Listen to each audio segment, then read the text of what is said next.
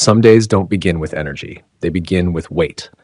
You open your eyes and already feel behind, already feel drained, already feel like something is pressing down on you. And before anything even unfolds, you're carrying more than you can put into words. It's not always one clear problem. Sometimes it's everything, all at once.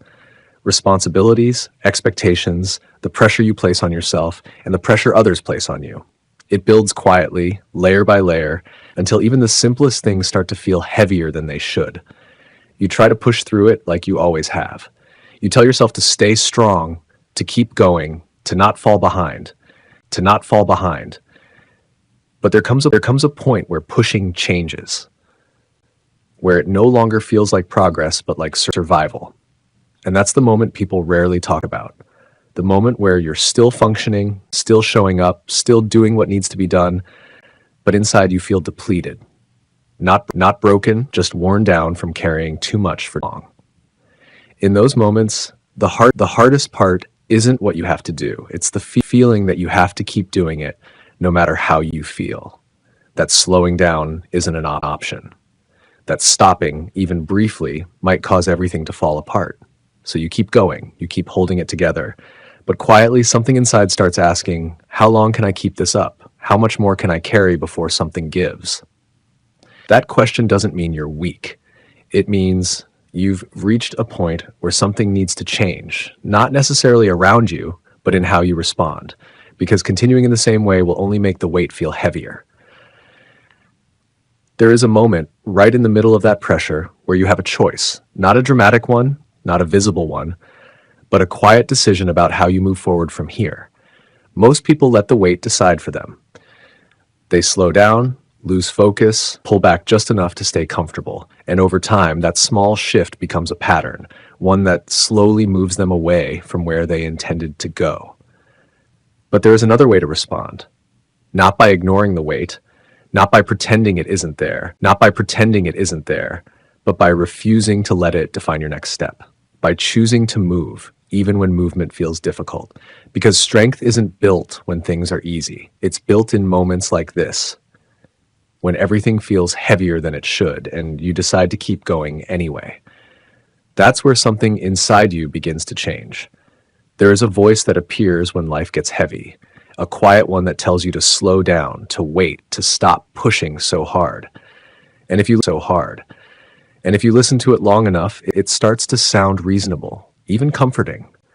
But there is another voice, one that doesn't speak as often, but when it does, it reminds you of something deeper, that you are capable of more, that this moment isn't the end, but a test of how you respond. The problem is most people never give that second voice enough room to grow. They let the louder one take over, the one that pulls them to ease, toward comfort, towards stepping back right when it matters most. And that's why what you hear right now matters, because the words you repeat, the thoughts you focus on, the messages you allow into your mind, they shape how you respond when pressure rises. If all you hear is doubt, you begin to act with hesitation. If all you hear is exhaustion, you begin to slow down. But if you start to hear something different, something stronger, your response begins to shift.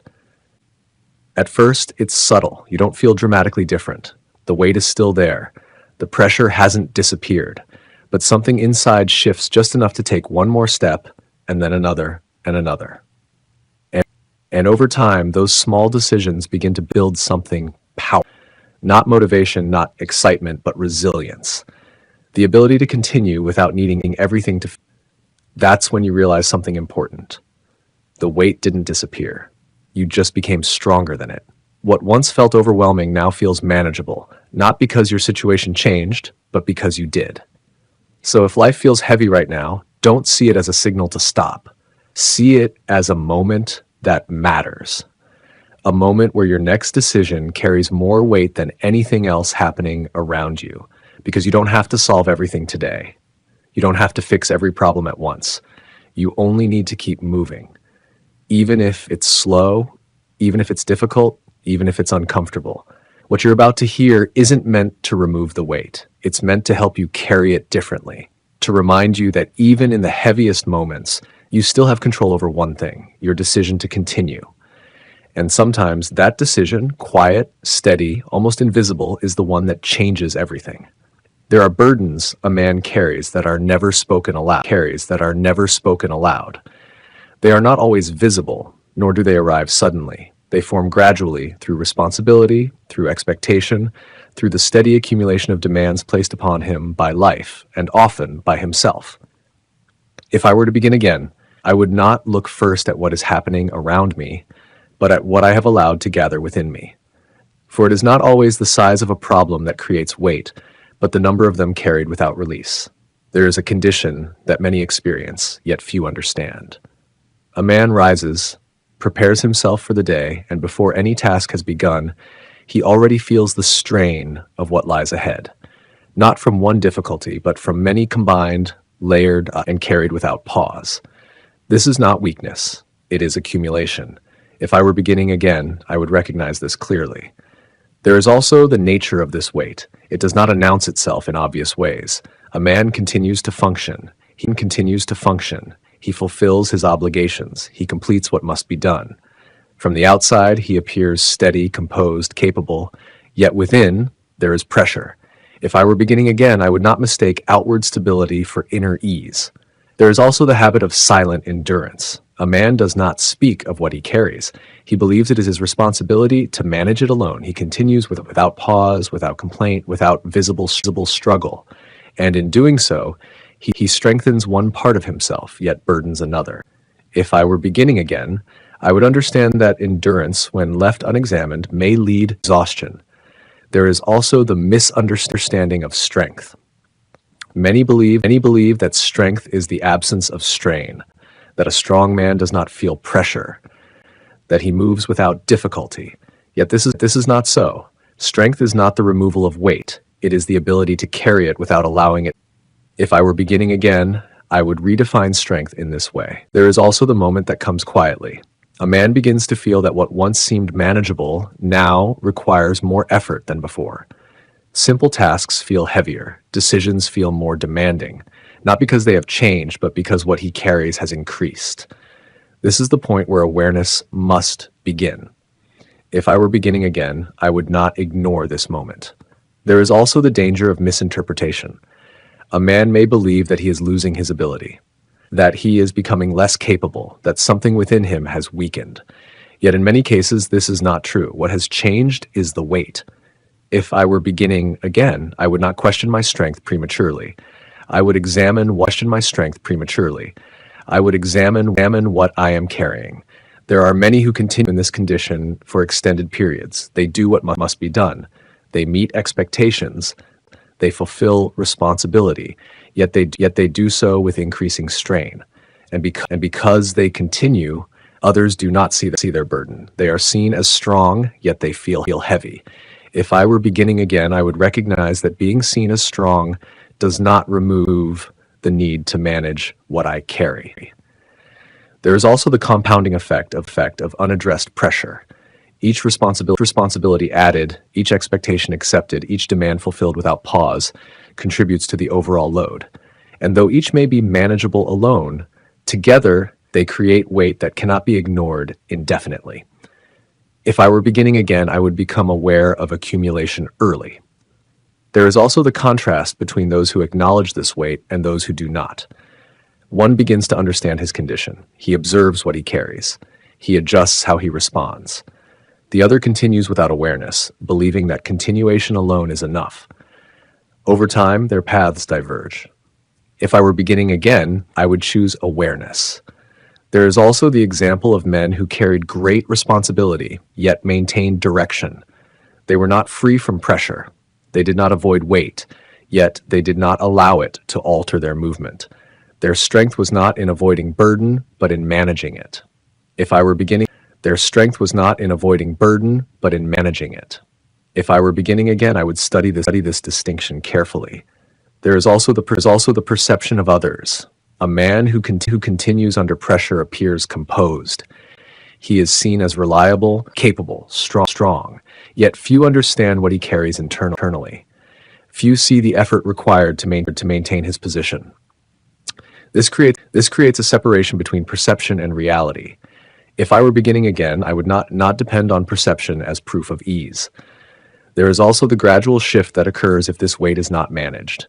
A man begins to slow, not physically at first, but mentally. His clarity decreases. His focus weakens. Not because he lacks discipline, but because his attention is divided by what he carries. If I were beginning again, I would protect my clarity. There is also the realization that must be reached. A man cannot always remove what he carries, but he can change how he carries it. He can adjust his response. He can strengthen his position. He can reduce the influence of weight without removing its presence. If I were beginning again, I would focus on this ability. There is also the beginning of control, not over circumstance, but over response. A man recognizes that though he cannot always reduce his responsibilities, he can choose how they affect him. He can decide. A man recognizes that though he cannot always reduce his responsibilities, he can choose how they affect him. He can decide whether weight slows him or strengthens him. If I were beginning again, I would take this control deliberately. There is also the shift from resistance to acceptance. A man stops asking why the weight exists. He stops resisting its presence. Instead, he acknowledges it, and in acknowledging it, he reduces its power. For what is resisted often grows stronger. If I were beginning again, I would remove unnecessary resistance. There is also the transformation that begins when awareness is applied. A man no longer feels overwhelmed in the same way. Not because the weight has disappeared, but because he understands it. He sees it clearly. And in seeing it clearly, he is no longer controlled by it. If I were beginning again, I would seek clarity before relief. There is also the quiet strengthening that follows. A man becomes more grounded, more stable, more deliberate. His actions are no longer dictated by the pressure he feels, but by the direction he has chosen. And in this, he gains control. If I were beginning again, I would build this steadiness. There is also the final realization. The weight a man carries is not always a sign that he must stop. It is often a sign that he has taken on more and must now become stronger in how he carries it. If I were to express this as instruction, I would say, recognize what you carry, but do not allow it to define your movement. Let this be fixed firmly within. I carry weight, but I remain steady. I move forward regardless. Repeat this not as encouragement, but as awareness. Thus, if I were to begin again from nothing, I would begin here. I would recognize the weight I carry. I would not deny it, nor be defined by it. I would understand that it has accumulated through responsibility, through effort, through continuation. And in doing so, I would not seek to remove it immediately, but to carry it differently until it no longer slows me, no longer controls me, and no longer determines how I move. Each step guided not by the weight itself, but by the direction I have chosen to maintain, regardless of how heavy